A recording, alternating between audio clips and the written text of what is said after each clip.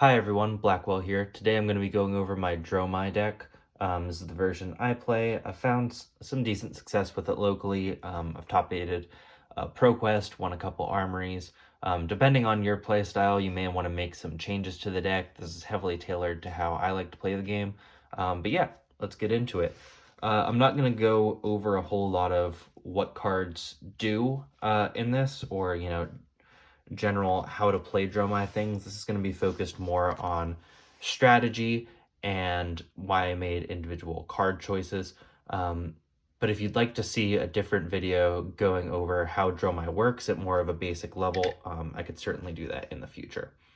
So, of course, we've got Dromai. We've got Storm of Sandakai, which is mandatory if you're going to be playing dragons, which this is. I should mention this is more of a mid-range version of Dromai as opposed to, say, a red line aggro version. So we've got Arcanite Skullcap here, which is maybe the first interesting choice. I know a lot of people prefer to run Crown of Providence. I haven't found Crown of Providence super necessary. Arcanite Skullcap is often getting me 3 points of block value because I'll frequently be at a lower life total than my opponent as I build up Ash and a board of dragons in the early game and then pull ahead towards the late game.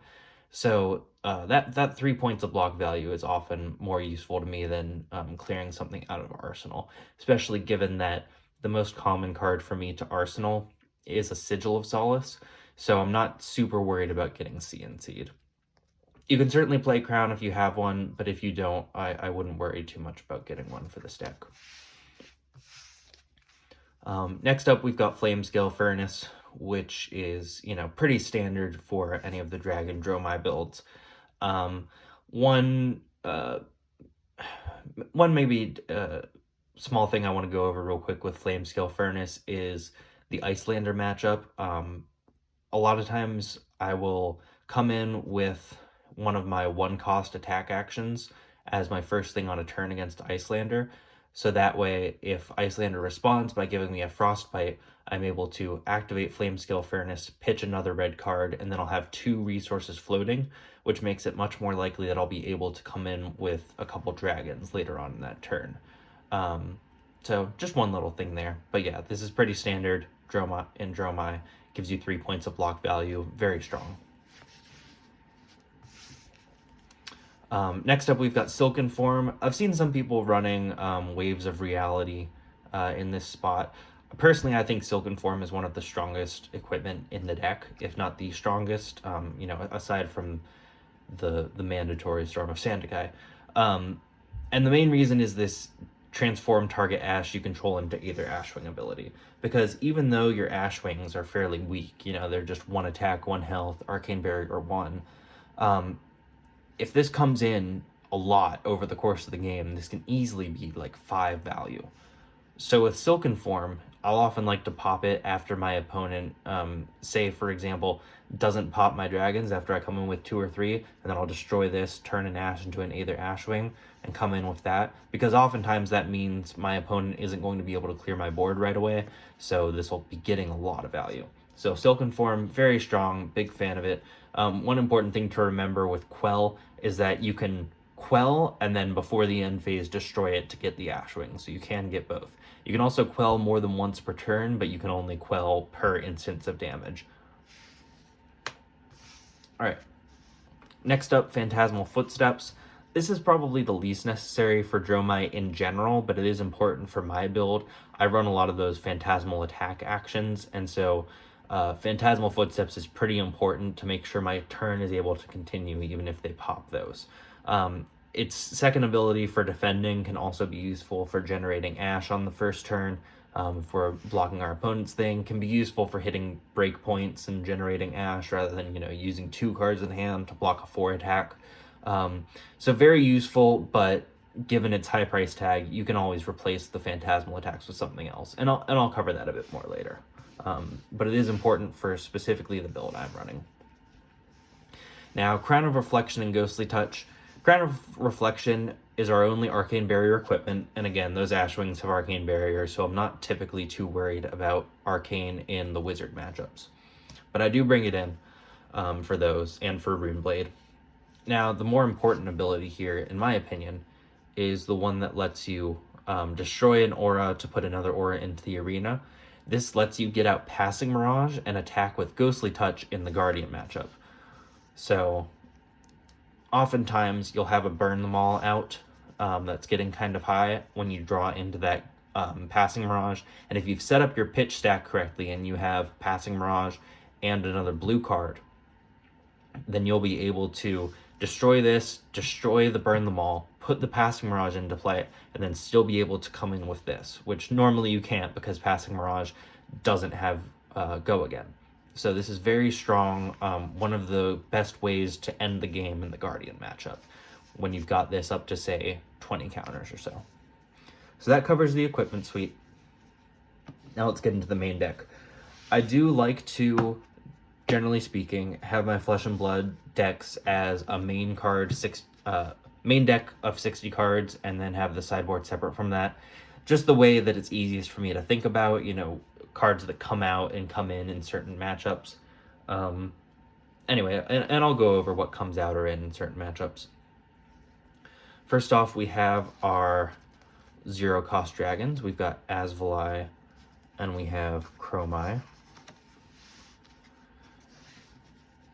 So hopefully people know what these dragons do. They're all red cards, they all block for 3, and they're all non-attack actions that transform an Ash into their respective dragon. Not a whole lot to say about Dromai. Very strong card, comes in for 3, gives you an extra action point. What that'll often let you do is continue attacking even if your opponent has popped one of your dragons. It can let you come in with a Dust Up and still be able to do things later on in the turn.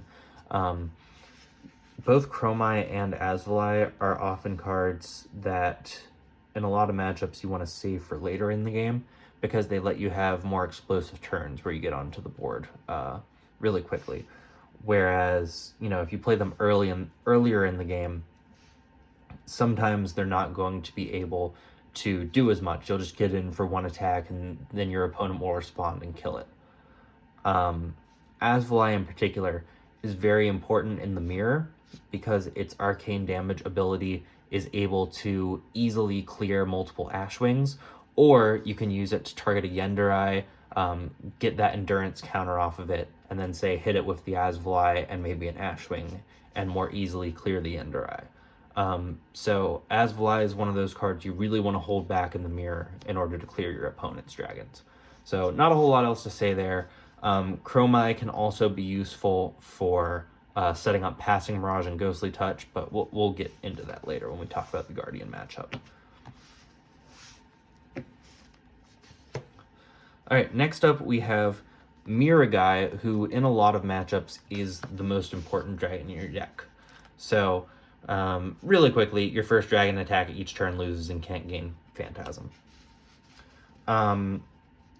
The way Miragai works in general, it's hopefully pretty obvious what its importance is, but I do want to go over a couple things here. So one, this is a deck that plays Vincerakai, and setting up Miragai plus Vincerakai is very strong in a lot of the matchups with a lot of poppers. So say, for example, Guardian and Brute. If you can set up a pitch stack of Miragai plus Vincerakai plus a blue card, that's one of the ways to do it. Another way to do it is to have either the Vincerakai or the Miragai arsenaled and just hope to draw into the other pieces of it. So when you're able to go Miragai plus Vincerakai, your opponent needs to spend 2 cards to block this in order to stop that arcane damage trigger from happening, and then they need to kill either the Vincerakai or the Miragai on their next turn. So it can be, very strong there. Now, in some matchups, Miragai doesn't do a whole lot, like, for example, into Ninja. They aren't really popping your cards a whole lot, but in the important matchups, it's important enough that this card's very, very strong. Other thing I'll say about it is that in the matchups when this matters, if you think your opponent has a popper, don't attack in with the Miragai. You can just hold it back. It's not worth risking getting that destroyed, especially because Guardian, for example, can often only put in 1 attack a turn. So if they have to come back and destroy the Miragai on their turn, then they're spending a whole turn to answer this, and you probably got value out of it on your turn by coming in with another dragon.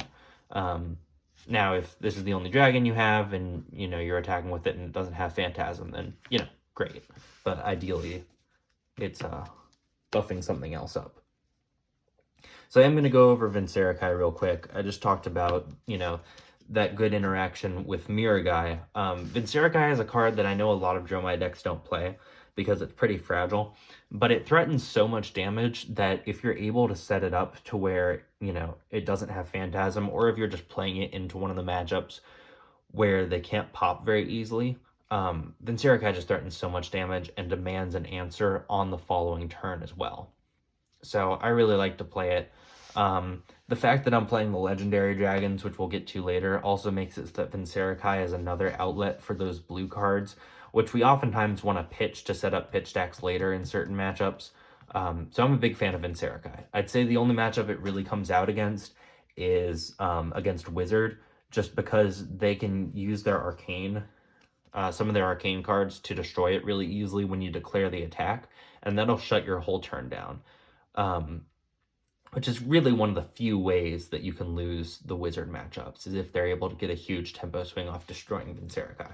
So often bring it out there. But other than that, love this card, think it's very strong. Next up, let's go over some of our one-cost dragons, namely Yendurai and Kyloria. These are oftentimes some of the best dragons to just, you know, deploy onto the field when you don't have, you know, a whole lot else going on. You know, I mentioned that Dromai and Aswai you often want to be deploying later on as part of a bigger turn. These are fine to just throw out there. Kyloria really demands a block because it draws a card on hit if your opponent doesn't have an item, which they often don't unless, say, you're playing against a warrior that generates copper or an assassin that generates silver. And if you are stealing an item, say, for example, in the Icelander matchup, well, I guess that got banned, didn't it? Well, if you are stealing an item, say, for example, in the Mechanologist matchup, that's often, you know, worth more than drawing the card. And that 4 attack is a very good break point. Kyloria is another good one to pair with the loss of Phantasm off of Miragai, so big fan of Kyloria. Yendurai, it's just a beater that's a little hard to deal with. This is probably the most throwaway of the dragons, but the fact that it is just a solid block of stats can be really useful. This is oftentimes one that I like to throw in first if I'm kind of testing for a popper, because it doesn't really have any abilities on its own. It's not as important to keep around as some of the others, but its ability to consistently get in for damage is good. I'm going to briefly go over the legendary dragons now. So the only two I'm playing main deck are Dominia and Dracona Optimi. I've got Tomultai in the sideboard. Dominia, very, very strong card. If you are able to get Dominia out, get an attack in, get the trigger off, and your opponent can't answer it on their following turn, the game is basically over. Even then, if it's able to, you know, come in, get your opponent's popper, and then they have to deal with it on their following turn, it's such a big tempo swing. Now, it can be difficult to get it out because you do need often 2 cards to play it. You need a blue and a red. But this card's won me a lot of games. Now, on the other hand, Dracona Optimi has not won me a lot of games, mostly because it's a little harder to get out. So Dracona Optimi, if you aren't already familiar, this one costs 6. So a lot of times, this is just a red card that I'm pitching to generate Ash, or it blocks for 3. But when you do get it out, this is one of the best ways to end the game and get over for those last few points of damage, because it deals its arcane damage all as one. So your opponent isn't likely to have enough arcane barrier to arcane barrier all of it.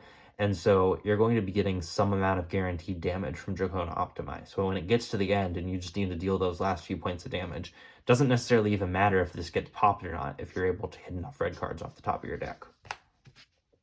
Now, one thing I want to go over real quickly while we're on those, Ravenous Rabble is kind of a cheeky way you can like check for a red card off of Dominia, because if you're coming in with Dominia and you hit a blue, that can be really bad. It doesn't come in a whole lot, but just remember, Ravenous Rabble is a way that you can see, I do have a red card on deck or on the top of my deck, or I don't. And maybe that could inform your decision as to whether or not you want to play out your Dominion that turn, or maybe wait for a following turn. Now, Ravenous Rabble, in general, it's a red go again. Those are at a premium in this deck, just because of the, Dromai ability to give your dragons go again, the Flame Scale Furnace needing you to have played a red card. So red 0-cost go agains in general are very strong. Ravenous Rabble is one of the best you can play because it's often going to be a 4-attack go again. I feel like I'm saying this a lot, but Rake the Embers is one of the strongest cards in your deck in a lot of matchups.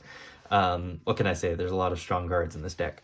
So, Rake the Embers, I guess a couple small things to go over here. So you can use the ash you generate from pitching to this in making your ash wings. It's also up to 3 ash, so you can, decline to make all 3 if you want.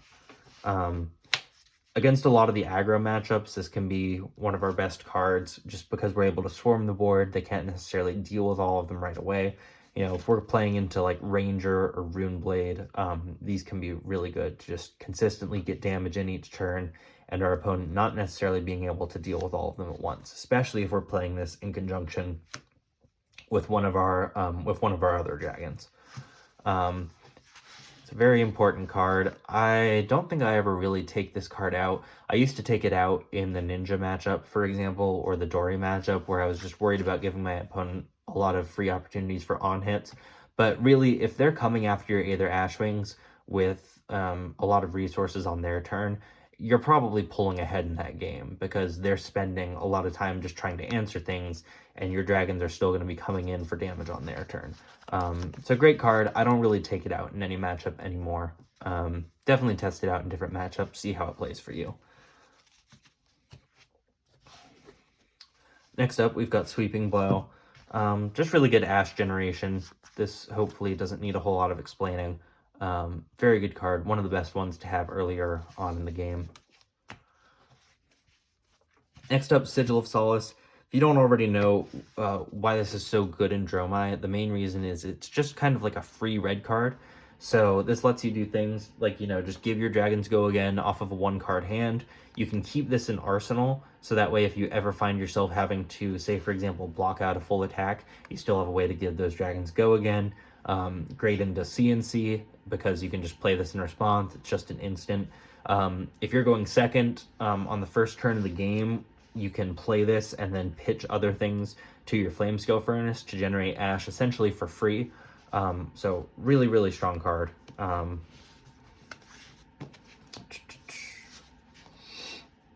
Burn the Malls. Okay, so this is maybe the first controversial take here, is that I'm playing 3 Burn the Malls. I know a lot of people are on 2. Part of the reason I'm on 3 is that, 1, I want to see at least 2 Burn the Malls every game. This card is a great way to consistently get in damage each turn and just keep chipping at your opponent. The other reason is I don't play Remembrance or any sort of like anti-fatigue cards like that, so I'm better able to support playing 3 copies of them. Oftentimes I let it go away after it gets to about 5 counters, but it can of course depend on what your graveyard's looking like. Not a card you want to play earlier on in the game. Another important part of Burn Them All is that it is just a 0 red go again. So it's another one of those cards that's good to keep in your arsenal in order to enable go again for your dragons later on. All right, so next up we have why I'm playing the Phantasmal Footsteps. I'm playing the full set of both Spears of Surreality and Dunebreaker Cenopai. I know a lot of people don't play these, and I can see why. They're kind of inefficient in a deck with a lot of red cards because you're effectively spending 2 cards to come in with this for a 1/5 go again. However, these are great for generating ash earlier on in the game, because you're able to spend that ash on the card, which with a lot of the 0 red go agains, I mean, they're great, but they're not going to be generating you ash unless you're just pitching things to Flame Scale Furnace afterward, but with nothing to do for those resources. The other thing is it does put more pressure on your opponent in the matchups where they have a lot of poppers. So your Guardians, your Brutes. and it kind of makes them go, okay, am I going to pop this or am I going to save this for a dragon? It can help build up those counters on Ghostly Touch more. So I'm a big fan of these. You do kind of have to play Phantasmal Footsteps if you're playing these, because otherwise if your opponent pops them, your turn is just going to end. But I like them a lot. Billowing Mirage. So I've been saying a lot of cards are great. This card is not great. And while it may seem strong in that it makes the Ashwing, a lot of times earlier in the game, you're not going to have the Ash to spare. You will be making one off of this, but if you're then using it, this one doesn't make an Ash, like Dust Up. However, it is red, it is Go Again, it does block for 3, so that part of it is very strong, kind of like a good, just staple card in the deck. Where this really shines, and one of the main reasons I recommend playing 3 copies, is this is a really good card in the Dromai mirror. Your ability to, clear a dragon and make an Ashwing, and then use that Ashwing to come at someone, very good. And even, in a lot of the other matchups where your Aether Ashwings are really strong, say for example, Guardian, where they're just overloaded on poppers and you want to get as many dragons as you can. So don't underestimate this card. It may feel a little bad some of the times you play it, but you got to learn just how to time it correctly and really get the most value out of it. Because like I said, earlier game, you might not be able to spare the Ash for it. And again, that's part of why I really like playing these Phantasmal cards, is that they're great to play earlier game. There's really no drawback to them when you play them early. So moving on, Dust Up, which I just mentioned. Dust Up, again, one of the strongest cards in the mirror. The fact that it's at a good break point of 4 is great. It can make things awkward for your opponent if, say, they're holding on to 1 popper. You come in with a couple Aether Ashwings and they're saving that popper for maybe like a Kyloria or something, and then you just come in with a Dust Up. That can put your opponent in a very difficult situation. Do they block it out and spend either 2 cards or 1 card and a resource and an equipment, or maybe a defense reaction, or do they just let it go through and give you a free Ash and an Ashwing? So I really like Dust Up. Now this is one of the cards that comes out into Brute or Guardian. Just because they have so many poppers, you're unlikely to get into a situation where you're actually able to use Dust Up, because this card does not have Go Again. So it's not great for enabling your dragons. It's not great if your opponent has a popper and is going to be using it. But you do get a lot of just good raw stats out of this. So I like playing it in my main deck, but it does come out a decent amount. All right, Oasis Respites. I have these main deck, but again, they come out a lot. The fact that it cost 1 is both a positive and a negative, so it does cost you effectively 2 cards to play this, but it can also generate you Ash. So I like it. You could play it, you could not play it. I mean, I found it useful. I like to keep it in the arsenal, kind of give me some extra options against dominated attacks, against Dorinthia. So, yeah. Next up, we've got the set of blues. I'm going to lay these all out together because a lot of times these are just going to be blue block 3s. But I'll go over why I chose them. Dust Up, again, in the mirror. This is one of the best cards because they can't block it when they're attacking your dragons. Sweeping Blow, if you have to play it, it's effectively just going to be an Ash generator, pitching 1 and making 1 from its own ability. Can be really strong on turn 1, not so great later in the game, but again, it's a blue block 3. Ember Moss Senpai is another one of those cards that's a great turn 1 play because you can generate 2, potentially 3 Ash from pitching and then its own ability if they pop it. This can also be surprisingly good towards the end of the game if your opponent is trying to hold cards in hand to set up for a turn to kill you, and then you just come in for 6 unexpectedly because they may not have been expecting that burst damage at the end of a dragon attack chain. So this can get people. This is, I'd say, of all the blues, this is probably the one that's most useful for actually attacking. Pursuit of Knowledge, it kind of fills a similar role to Ember Moss Senpai, where it can be good to attack with turn 1. It can be good from the surprise factor. It is a block 2, so you could replace this with something like a Billowing Mirage if you find yourself needing that block 3. I've been liking the 1 copy, though. So that does it for the main deck. Like I said, I keep my main deck at 60 cards, so we've got 10 blues in the main deck. And when I bring in cards, I take them out from the main deck, and I'll go over some of those real quick here. So here's the defense reactions. These come in a lot of matchups, and in that sense, they're maybe worth more mentioning as main deck cards than something like Oasis Respite. But the reason I consider these sideboard cards is that the cards that these replace in the main deck vary a lot by matchup. So, if I'm going into something like the Ninja matchup, maybe I'm more likely to cut, I'm going to be cutting those Oasis Respites, for example. I'm going to be cutting the Mirror guys. If I'm going into the Guardian matchup and I want to have some of these, maybe I'm expecting a more aggressive Guardian rather than a fatigue Guardian. I could be cutting things like, maybe those Dust Ups, which probably stay in the Ninja matchup because they're not going to be popping as much there. So that's why I have these sideboard. I do like playing all 6 defense reactions. It really helps against anywhere where your opponent has strong on-hit effects. It does count as playing a red card on your opponent's turn, so it can give you opportunities to generate some ash. And it helps a lot with the Dorinthia matchup, which with this version of the deck, I think is an okay matchup, but in other versions of Dromai can be very difficult. I've got Tomultai.